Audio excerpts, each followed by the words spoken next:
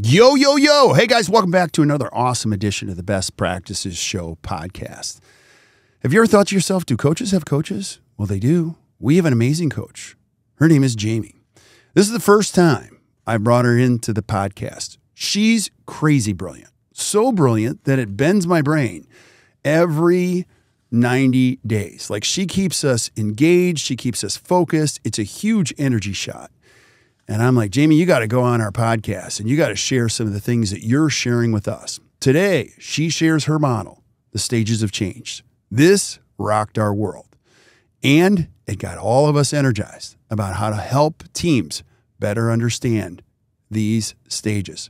Please listen to this. I know you guys will enjoy it, and we'll see you soon.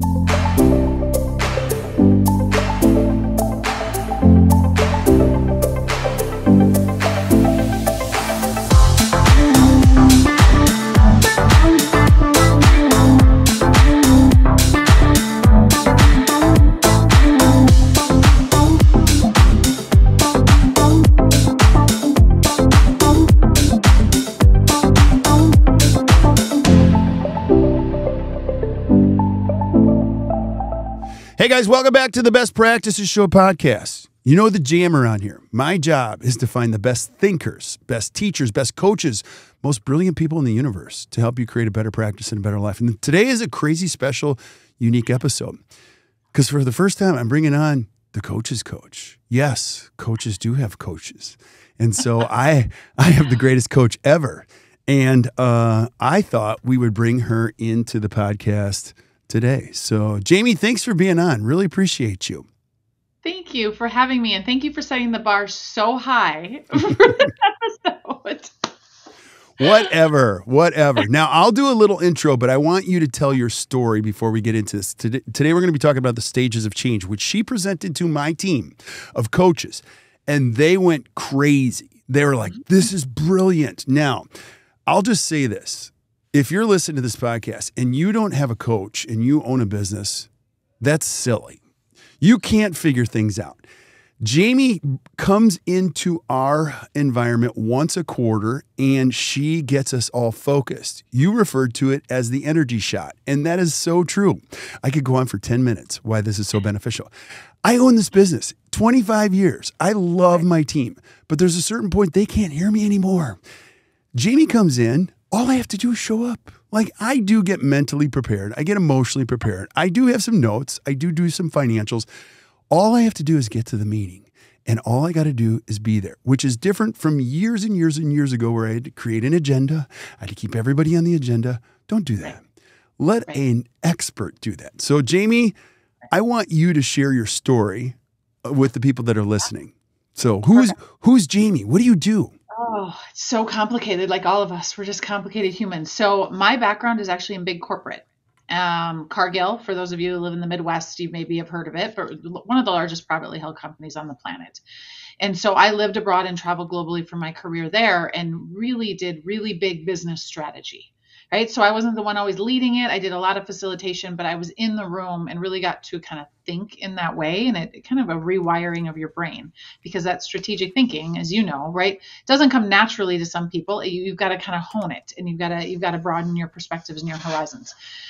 So I did that for 13 years and then just kind of got tired of the big corporate thing and wasn't feeling the impact, and just knew I could take what I had learned and scale it for the small and mid-market, which is the backbone, right, of our economy. And I grew up in a family business, so I kind of knew what it was like to be in a small business and ride the roller coaster, right, of good quarters and bad quarters and good years and bad years. And so I wanted to bring everything I learned to these people that I thought I could help and have a lot more impact. And so it's been 9.5 years of creating impact and coming into organizations, and we've expanded what we do to, we take a very holistic view, which is what your team is feeling, is we don't just come in and do strategy, right? That's important, but you also then have to have a team of people that can drive the change needed to actually achieve that strategy. And you've got to have a culture, which you totally have down.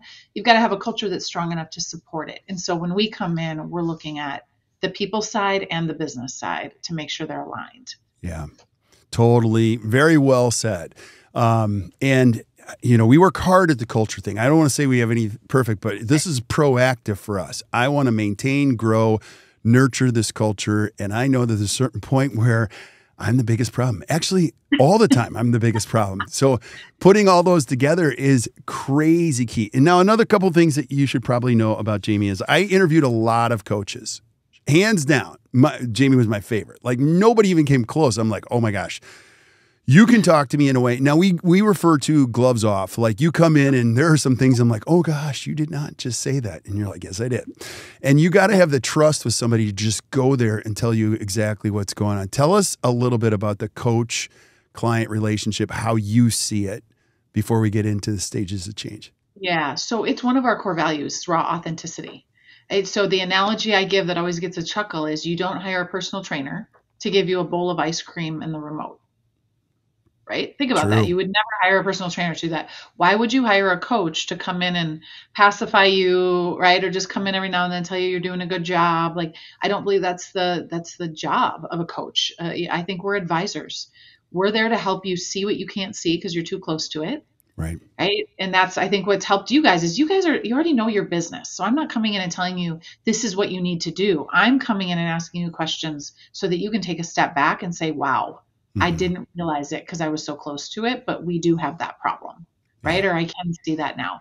And that's worth its price in gold. I mean, I have a coach. We all, like any coach, any advisor coach, anybody you're going to have come into your business, if they do not have a coach, run in the opposite direction because we all need to level up, right? Yeah. And have somebody that's helping us. Yeah.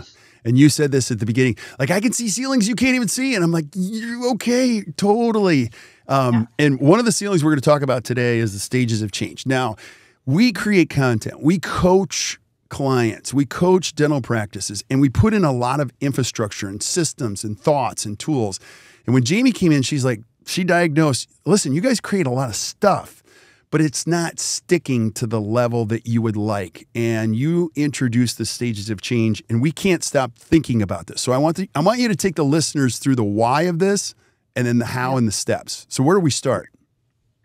Yeah, so change management is one of the biggest things that we're talking about that we're working with clients on right now because we're living in a pace of change that most have not experienced, right? The rapid pace of just not even just normal business, but just everything societally that's happening.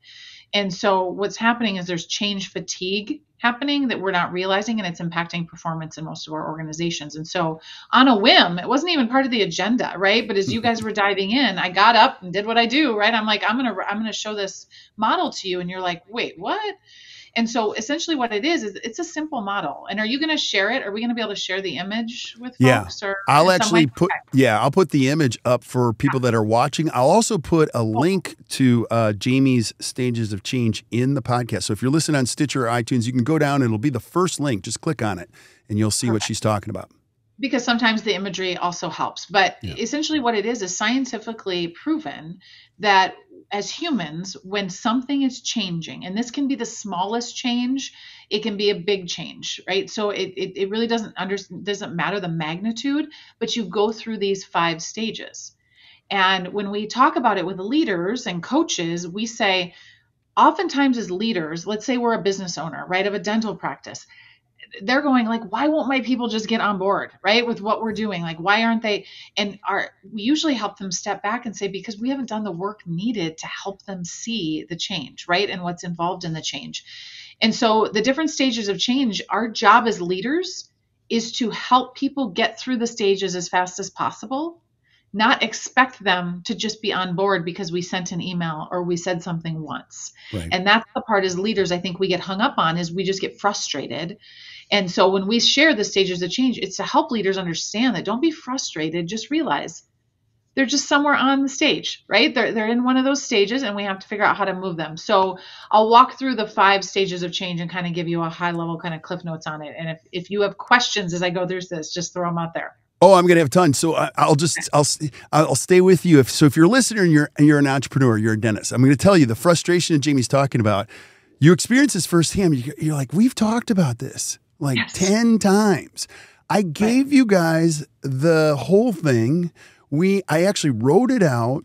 We talked about it in a meeting, and then one of the things that I would do is like, we spent a lot of time talking about that. And what I realized was I was only at the first stage. What Jamie's going to take you through is a tool that anyone in your organization can point to these 5 stages and go, I am still here. I don't have the information or the understanding of this before we can move to the second stage. So take us through that. Yeah. And we can give some examples as we're going to, because I have a lot of examples on how this has really come and resonated with business leaders. But the first stage of change is awareness. So if you think about like it's a curve, right? And there's 5 stages on that curve. The first stage is awareness. And what awareness means is, wait for it, I'm aware of the change. But that's it, right? I've seen an email. Okay. That doesn't mean I'm changing. It just means you sent me an email, right? I've heard you mention it.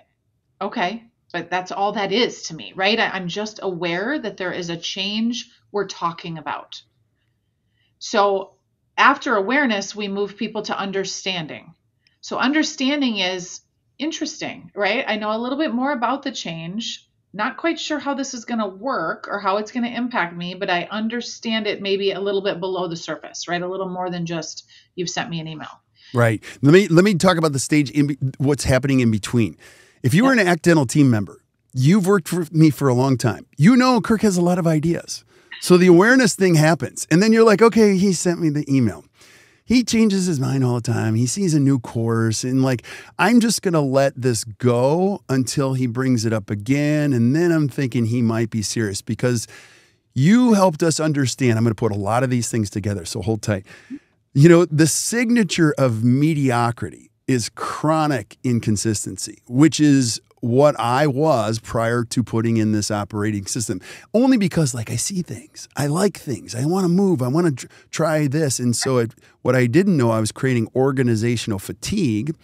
And also people pull back from trusting just yet because they're going to wait and see if the bald guy really is going to stick to this. Now, one more thing I'll throw into the room on this. You said at one of our coaching sessions, you have to understand your people need to hear it 7 times, 7 different ways. So add some color to that.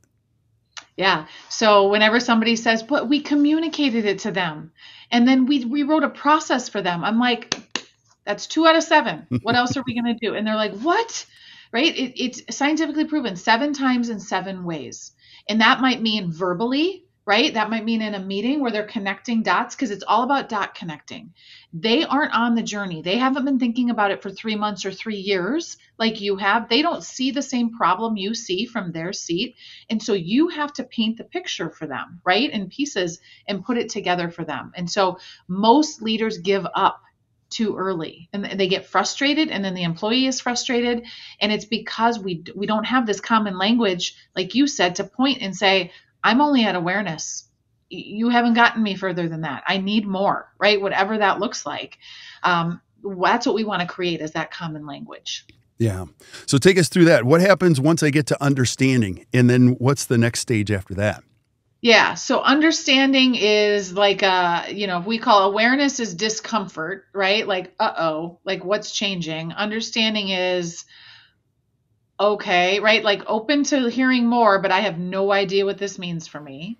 The third stage is acceptance. So this is a really important one. We call this stage fragile hope. Okay. Right? So this is 3 stages into the 5, and they're still not fully on board. What it really means is they're now open to being involved in the change, but they don't fully understand the change yet. And what happens with most leaders is we get people to using the language. And when I walked through it with you, we talk through even trigger words that you'll hear from people on how they know where they're at on the change. You'll think you've got them there because they're saying all the right things, but all it's going to take is for someone to be like, oh yeah, we tried this 3 years ago. You weren't here, but Kirk did this before. Yeah, we tried. It doesn't work and he'll probably go backward, right? All it takes is someone to put any amount of like, in there and they slide right back down the change curve. Yeah. So most organizations that we come into, even if they think they're good at communication, only get people to acceptance. And then they wonder why people are still wavering because at acceptance, I have a foot in the past, pre-change, and I have a foot in the future knowing something's happening and I haven't yet decided which one I want to be in. Yeah. And the past is always more comfortable. 100%. Right. So going from acceptance to the fourth stage of change, which is commitment, that's the biggest chasm as leaders that we have to cross. That is where the work is. So I tell leadership teams, when you feel like you have someone to acceptance, double down. Don't take your foot off the gas at that point and think you're done and move on to the next thing. That is the point where you actually have to increase your communication. Right? You have to talk more about what's going on. You have to create different space and places for people to have the conversations and drive the change. Because commitment means I am taking proactive steps in relation to the change. So words that you would hear from somebody when your team is fully committed, you're going to hear things like, hey, Kirk, that thing you were talking about, like, I know we're doing that, but I was also thinking, what if it could also help us over here? Yeah. You have them because they're not focused on the change and the pain of it. They're actually proactively thinking about other things that could happen, right? And that you could also leverage that change for. Yeah. Now I'm going to go through this as the observer or the listener here too. This is interesting because number one, what Jaime gave us was a framework. First of all, I didn't even know this existed. So my frustration would only grow. I'm like, oh my gosh, like, do we really have to do this again? What I now know is it's a very fragile state. The second thing that you're probably thinking if you're listening to this is like, wow, this is a lot of time. Like, how much time do I have to put into this? And the time is well invested if you can understand the journey. Because after commitment comes what? Advocacy. What is that? Advocacy is where I am going to be an evangelist for the change and I'm going to help other people get through the change curve, right? I'm going to advocate for what we're doing and why it's the right thing for the company, right? How it's going to help us. And so you have to get through the commitment and get somebody to that evangelist stage, right? For them to be in advocacy. But you said something that's really important that we get this question all the time. That sounds like a lot of time. Here's what I will tell you. You can spend it up front on the change, or you can spend it on the back end when it's not working and when people aren't following the process. And when you're going to spend the time regardless. So why not spend it proactively, right? Focus on that so that you can move on to the next change. Because how many organizations are still reliving change they made a year ago, processes that aren't being followed, right? Things that aren't being done in the consistent way. It's because they didn't actually manage the change the first time out. And so now we just manage the fires that are created because of it afterwards. So I think it's you're losing time no matter what. Yeah. Let me add one more layer of complexity. I'm a visionary. I think in pictures. Like, I'm a terrible trainer to begin with. Like, Jaime, you don't understand. I've got all these people I love and care for them, but like, this is how I talk to them. And so, so I'm, and they look at me like, Finding Nemo when Dory's telling a joke and everyone's like, we're trying to follow you. So help me through that. Like, how do business owners help people really get it and grow through this process to become advocates for anything they're trying to do in their business? So the first step, and this is, so most don't know about models like this, right? This is from my big corporate days, but I've simplified it down. I'm reminded of the Maya Angelou quote, and this is where I think you guys are at right now. When you know better, then do better. Yeah. And if I don't know it, I can't do it. But now that you know it, now we need to actually, right, use it and be more aware of how we come across, right? It's that self-awareness is kind of the first step. But how you do it is you focus on the people on your team who are actually good at this. Right. So when I come into a leadership team, I'll know the people that have a little higher emotional intelligence, and that's not a disrespect to, right? Some people have higher natural emotional intelligence than others. Emotional intelligence, typically, and empathy is the key to being really good at change management. Yeah. And getting people through, because you have to be able to sit in their seat and look at what you're saying and go, oof, that email could really come across wrong if we say it that way, right? Yeah. From their seat. And so sometimes as a leadership team, for you, it's just surrounding yourself with people, which you've done a great job of, that can see different perspectives and aren't afraid to tell you, I don't know if that message is going to be received in the way you intend it to be received. Yeah. And I'll tell you, as a beneficiary of understanding this model, the further I move up this stages of change as a team, the more time I get back. I get tons and tons of time back later where the advocacy, you know, this is a dentist. This is when you have a great team and you're like, I don't even know what they did today, but wow, that's great. And they get it, you know. Right. The opposite of that is I'm going to intentionally or unintentionally micromanage this whole thing. And I'm going to be in your face going, okay, remember, we talked about this, right? Am I on the right track here? Yes. And the other thing that you have to think about, so the micromanaging is a perfect example. When you feel like you are micromanaging, it's because you're not managing change. You're not having the real dialogue, human to human, to say, does this make sense? Right? Or like, what else should we be thinking about? Like, it's oftentimes asking different questions to get people through that change curve. Is you've got to turn their brains on in a different way. Because here's the thing. Your employees are not sitting around like, I'm just going to stay at the awareness phase. Like, screw them. That's not happening. They don't realize they're not at they're not at advocacy. Perfect example. I think I shared this with you guys. So a really large, $300 million general contractor. Been working with them for 4 or 5 years. And in January at their annual planning, they've had lean. So a lot of people have heard about lean, right? In a manufacturing construction space, Lean Six Sigma. They have hired a full-time person who's been there for 2 years, driving a lean agenda in their organization.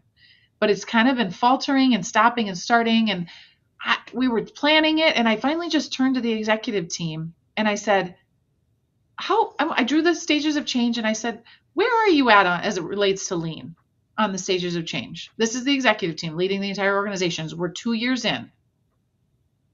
And all but one of them, the person who owns the lean team, said, I'm like back at understanding. And I'm like, hundreds and hundreds of thousands of dollars have been spent that is really going nowhere because none of you are actually committed or advocates for lean. Right. And it was this moment of they weren't operating every day trying to undermine what was going on in the organization. But until they had the language to say, I'm not there yet, right? That opened a whole dialogue and now actually has had other ripple effects in the organization where they're like, we're not having these kind of conversations. Yeah. And this is the kind of stuff that's holding us back. Yeah, absolutely. Now, you pointed out something. I want you to go back to this. You spent a lot of time with us in this last coaching session on the leadership, getting them all through these stages of change. Can you just talk about the importance of, because we do, we coach a lot of practices and we start there. Like, we've got to get all the leaders aligned before you go to everyone else. So if you have a multi-doctor practice or you have multiple leaders, can you talk about why you work with leaders first before you even, start to go anywhere else? Well, because the entire organization follows, right, where the leaders go. And if the leaders are all going in different directions, what direction does the organization go? It's scattered. Like it doesn't have clear focus. It doesn't have, right? And that's actually the biggest fracture we see in most organizations today, and why you're having retention issues and all these things is because they look at the leaders and go, every single one of them is misaligned.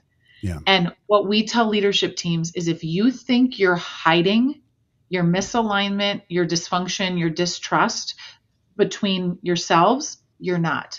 Right? Think about parents who think they're hiding, right? What's going on? You're not. The organization is seeing it and they're seeing that you're not aligned. And two things happen when a leadership team is not aligned. People take advantage of it because they go to, right? It's the whole mom, dad. I'm going to go to which one's going to give me the answer about what I want to do this weekend. Give me the answer I want. That's what they do to the leadership team, right? So when they see fractures, they're going to, if they know they can get it from Kirk, they're going to say, I'm going to go ask Kirk that answer, and get what I want, even if somebody else isn't aligned to that. So they see right through it, or it causes them anxiety, right? It causes them like, I don't know what to do because I don't see my leaders being cohesive and being aligned. Yeah. And so if we don't start there, none of the rest of it matters. 100%. As goes the leadership team, so goes everyone else. Yep. So, yeah. Now, I'm listening to this. I'm a dentist. Jamie, I just clicked on this frame. Coach me through this. Okay, I've got a big practice. Where do I even start with this stages of change? How would I describe it to my team? Right. So what I would say is it's always good to use examples. So I would say pick a change. And this could just be, we're going to make a small change to a process, right? Or we're going to start measuring something different. Like, don't pick your biggest, like we're implementing a whole new like system, right? Don't start there. You've got to build the muscle, but start with a change that's happening. And vulnerably draw this up. You don't have to describe it the way I describe it, right? Use the Cliff Notes version and reach out to me if you want. I mean, I've got more details behind this. I'm happy to share, but tell your team about what I learned. And like you said, you guys are plastering it on the wall because you just want to be able to point to it and say, where are you at? Right. Right? Tell me where do I think I'm at right now? Oh, I'm here. Right? So create that common language, but do it for some of the small things. Right? Like, do you feel like you could be a full advocate of this right now? And give them the space to answer that. And if they're like, no, I don't know how I advocate, because here's what advocacy is. Advocacy is when someone else pushes back, I step forward versus stepping back. And what a lot of leadership teams don't realize is they go through the stages of change and they don't get as far as they think they do. And the moment somebody on their team down in the organization has a problem with it, what do they do? Oh, yeah, you're right. That's not the best thing to do. You're right. We need all leaders to be like full on committed and advocates of this. And to do that, we have to make sure they have the talking points and they have what they need. But just start using this language, whether it's in a one-on-one and you're having a performance conversation. Right? Where are they at? Do you understand, right? Do you fully accept where we're at? Like, how can you be committed and show your commitment to this? Like, just start using the language, because I think it's going to change the dialogue that you have. Yeah. So having a great coach can help you see the application of this. So when Jaime came in, like, one of my favorite things in the world, I love reading about culture. I want you to talk about your culture thing here in a little bit. And some of the best writing in the world is from Patrick Lencioni, and he talks about this concept called peer-to-peer accountability. Now, when you read about it, you're like, that sounds amazing, but it sounds like way far out there. How do I get an entire team of holding each other peer-to-peer accountability? And I think what you're saying is that once you get to advocacy, you see more of that, correct? Right, because you've gotten through commitment, right? So you can relate it back to Patrick Lencioni, the 5 dysfunctions of a team, right? Exact same thing. Unless there's a high degree of trust, we're having good, healthy debate and discussion, we're not fully committed, right? We're not our heads committed. And that's what I think happens in a lot of organizations, and especially as a business owner. And this is something that owners need to realize, is people are going to nod their heads when you say something just because they feel like they're supposed to do that. Right. That does not mean they're committed. So when you create the opening to say, I see you're nodding your head, like walk me through where you're really at. Like, do you fully understand, right, why we're doing this? And give them the opportunity to say no. At least then you know, and you can do more work. Versus we go, okay, yep, they nodded their heads. Everyone was looking at me in the room like, we're all good. And then I move on to the next thing. That's where the pain comes from, because people are just nodding their heads because they know they're supposed to, because you're the business owner. Yeah. Yeah. I love this. So again, we're going to put this in the podcast notes. So if you're not taking notes, don't worry. We're taking notes for you. I will include what Jaime gave us so you guys can have it and you'll be able to see the stages of change. I want you to give us any last thoughts you have on that. But then I also, after that, we're going to talk about what you do. And I want you guys to follow Jaime. Jaime's got a podcast. She actually has a culture mastermind. She's written many books, but like any last thoughts on the stages of change? So the thought is just, again, back to when you know more, when we know better, do better. So now everybody who's listening, that this is a real thing. It's scientifically proven. It's how humans' brains are wired. You can use this at home. You can use this in your community groups. You can use it, right, when you get good at it, at the office. It works in life. To say, how are we going to get people on board with what we're trying to do where they feel comfortable, right? And we can be successful as a team. So just practice it, right? Yeah. Try a conversation. Try it out with somebody that you trust, right? Start using it in your leadership team. And maybe you just start there, right? We didn't go to all your coaches right out of the gate. We started using it as a leadership team first to say, do we fully understand how to use this tool, right? In this model. So just start having conversations. That's where it starts. Yeah. Yeah. And I'm just going to say, Jaime's crazy brilliant. So I take all these notes, then I have to digest them for like 2 or 3 days. It's so good. It's an ultimate energy shot for us here at Act Dental. Like we're like looking at the calendar for when she's going to come back. because I am too, because you guys are, I love it. I love well, it. and talk about organizationally the 90-day energy boost. What's the psychology behind like having the shot in the arm every 90 days? How do you see it? Well, it really is, again, backed, scientifically proven, right? As humans, our bodies are 70% water. And so when you think about the changes of season, right? And kind of what goes, they've actually proven that humans lose energy about every 90 days because our cells are turning over and there's a lot going on. We see this play out in organizations because and some of us are, you get to the end of Q1, it's the end of March and you're like slogging it through, right? Until spring gets here. But it's also happening in our businesses to the point where we have clients that have that quarterly march, right? That they're on and they get into that rhythm. And for some reason, I just had a client not too long ago, they had to push it by like 2 weeks because of an issue with someone's schedule. And they came in 2 weeks later and said, we will never do that again. For that 2 weeks, we literally could feel our energy was gone. We couldn't even have the conversations we want to have. And so it's that real rhythm. And so what we talk about is we work with leadership teams, right? So we come in and help the leadership team get good at it, but then we want you to do that same thing with your team. Yeah. And that rhythm it doesn't have to be just quarterly, right? It can be every couple of weeks and monthly and quarterly. But what is that strategy and communication cadence and that rhythm that you want to put in the business? It's so important to keeping humans high performing. Yeah, absolutely. It's 13 weeks. I mean, I lose focus really fast. I forget what we were talking about yesterday, so every human being in your organization can get around, okay, we're going to focus on these elements of our big plan for 13 weeks. And what you do is you feel this element of progress. You're like, wow, we really got that done.